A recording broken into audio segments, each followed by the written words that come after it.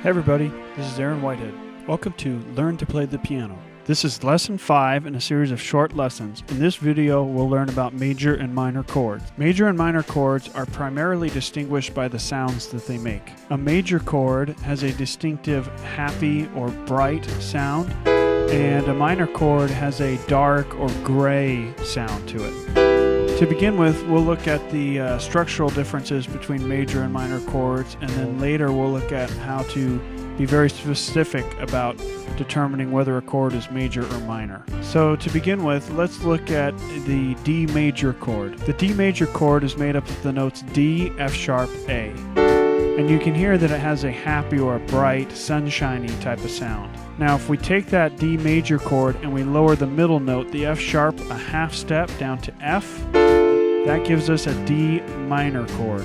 And you can hear its distinctive cloudy or gray sound. So the difference between a major and a minor chord is only one note. The outside notes, the D and the A, remain the same, but that middle note is the only difference between the major and the minor.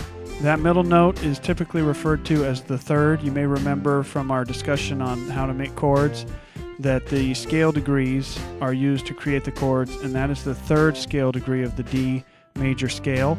And so that F sharp is the third of the D major chord, and it's also called a third when you make it D minor, but instead of being called a major third, it's a minor third. And we'll discuss intervals, the distance between two notes, in lesson number 6 when we discuss sevenths. But now let's look at another chord. Let's look at the F major chord.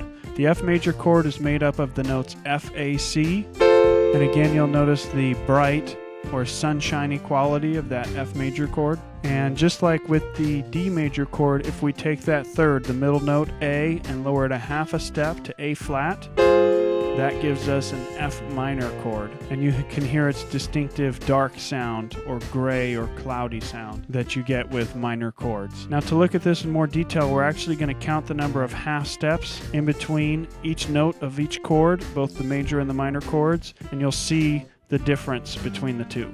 To do this, we're going to start with the C major chord because we're real familiar with that chord. So let's count the number of half steps up from the bottom note C. We have 1, 2, 3, 4 half steps up till we get to the note E, which is the third of the chord. And then continuing from there, we have 1, 2, 3 half steps up to the G, which makes the entire C major chord. So for the bottom half between the C and the E, we have 4 half steps.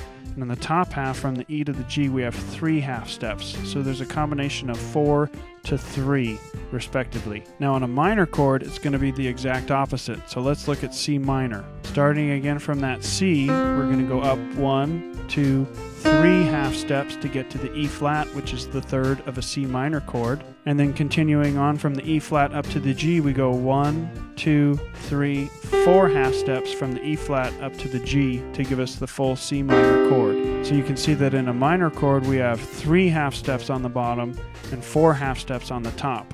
The exact opposite of the major chord where we had 4 half steps on the bottom and 3 on the top. So to get very specific in deciding whether something is a major or a minor chord, you can actually count the number of half steps involved to figure out what kind of chord it is. And we hope you enjoyed lesson number 5. All this information and more is available in our book, a piano chord book you can actually use, which can be purchased on our website, thepianochordbook.com. We also have an app out for the Droid and for the iPhone. Our iPhone app is available on iTunes under the title Piano Chord Key, and our Droid app can be found in the Droid Market under Piano Chord Book. Please check out lesson number 6 where we will discuss 7th chords. Thanks, God bless, and see you next time.